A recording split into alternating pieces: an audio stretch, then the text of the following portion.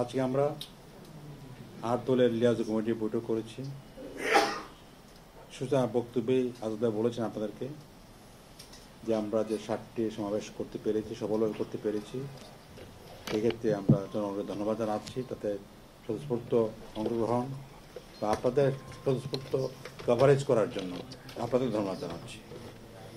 আমরা এই মিটিংগুলো নিয়ে পর্যালোচনা বসেছিলাম, পর্যালোচনা করেছি, আমরা বুঝতে পেরেছি আমাদের কর্মসূচি এবং আমাদের বক্তব্যকে জনগণ গ্রহণ করেছে। জনগণের মধ্যে আশাবাদ তৈরি হয়েছে এবং জনগণ এবং আমাদের কর্মীদের মধ্যেও সংহতি বেড়েছে। আমরা আশা করি এটা অব্যাহত থাকবে। এখন আমাদের কি করণীয় আছে এটা আমরা আলোচনা করেছি। আমরা মনে করি আন্দোলন শেষ হয়ে যায়নি। আমাদের 5 দফা বাস্তবায়ন এখনো হয়নি। যদিও সত্য কথা যে 5 দফা অনেকগুলো দফায় কিন্তু আংশিক হলে বাস্তবায়ন হয়েছে, হওয়ার প্রক্রিয়া আছে। শুধু একটি বিষয় যে আমরা চেয়েছিলাম গণভোটটা আগে হোক, বাস্তবায়ন আমরা চেয়েছিলাম, কিন্তু গণভোটটা সরকার ঘোষণা করেছে যে নির্বাচন করবেন, ওনাদের সামর্থ্যের বাইরে আপাতত নেই। এই জন্য আমরা বৃহত্তর স্বার্থে এটা মেনে নিয়েছি। কিন্তু এই গণভোটটাকে সফল করার জন্য হাবাচক ভোট যাতে বিজয় লাভ করতে পারে, এর জন্য আমাদের কি সামনে কর্মসূচি হচ্ছে যে আমরা এই যে ক্যাম্পেইন ওয়ার্ক করব, হাগে যোজিত করা এবং নির্বাচনে লেভেল প্লেইং ফিল্ড তৈরি করার ব্যাপারে, আইনশৃঙ্খলা উন্নয়নের ব্যাপারে আমাদের বিশেষ দাবি ছিল, এখনও আছে এবং এগুলো এখনও দাবি করার বিষয় আছে, এখনও এরা সমাধান হয়নি। এই জন্য আমরা মনে করি নির্বাচনে যাতে জয়লাভ করে গণভোটে এবং গণভোটে যাতে বিপুল সংখ্যক ভোটাররা বুঝতে হয়, তা হার পক্ষে ভোটদান করে, এই জন্য আমরা ক্যাম্পেইন ওয়ার্ক করবো সিদ্ধান্ত নিয়েছি। এবং আগামী এই মাস ভরে আমাদের এটা চলবে, 31 ডিসেম্বর পর্যন্ত আমাদের ক্যাম্পেইন ওয়ার্কটা চলবে। লিফলেট, গণসংযোগ বলা বা প্রয়োজনীয় র্যালি করা বা প্রয়োজনীয় মিছিল করা আমরা করবো এগুলো। অর্থাৎ জনকে অ্যাওয়ার করা, জনগণ সচেতনতা তৈরি করা, জনগণকে আগ্রহী করে তোলার ব্যবস্থা আমাদের করতে হবে। এই জন্য 8 দলের পক্ষ থেকে এই কাজটা এবার এই মাসব্যাপী আমরা এই কাজটা করবো ইনশাআল্লাহ।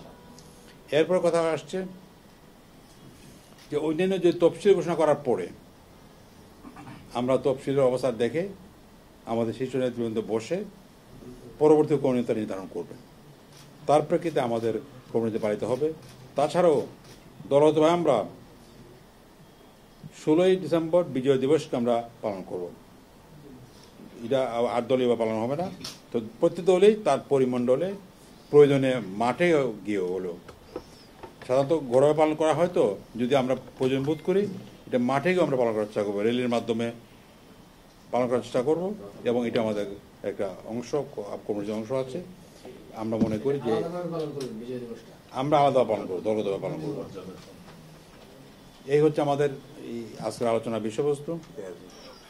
আর একটা বিষয় হচ্ছে যে আমরা সিটেট নিয়ে আলোচনা শুরু করব, যেহেতু এখন আমাদের মাঠ লেভেলে বড় কর্মসূচি আপাতত সমাপ্ত হয়েছে। এখন যেগুলো চলবে এগুলো হচ্ছে মূলত গণভোট কেন্দ্রিক আলোচনা বা ভোট কেন্দ্রিক আলোচনা।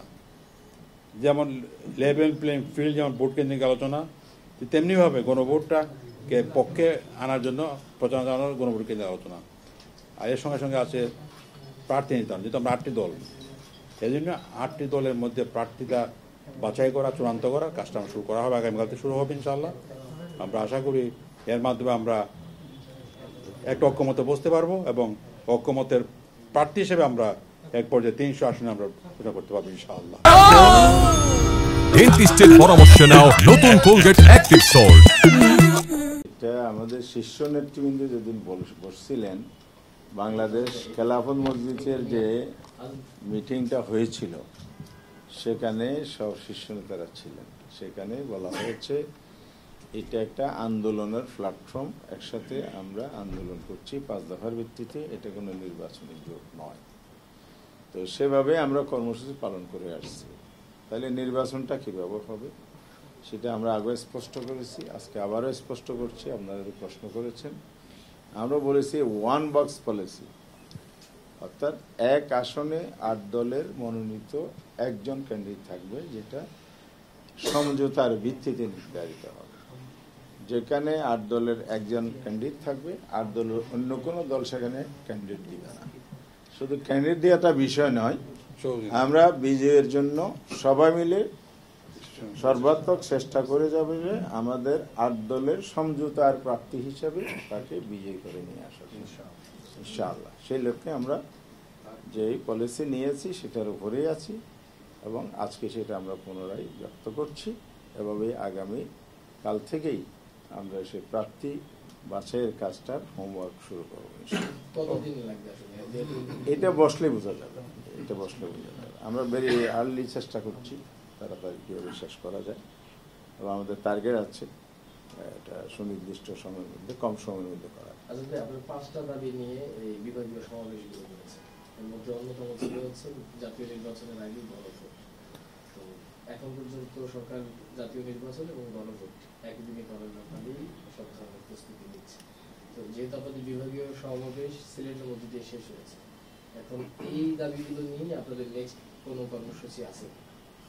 এটা আমাদের দাবি থেকে আমরা সরে আসি নাই।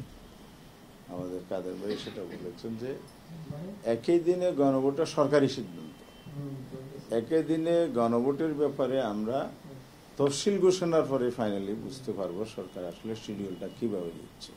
সুতরাং আমাদের দাবি এখনো আছে। আজকেও আমরা নির্বাচন কমিশনে গিয়ে একই দাবি জানিয়েছি। সম্ভব অসম্ভব সময় আছে নাই এটা সরকার চিন্তা করবে, কিন্তু আমাদের দাবির উপর আমরা এখনো আছি।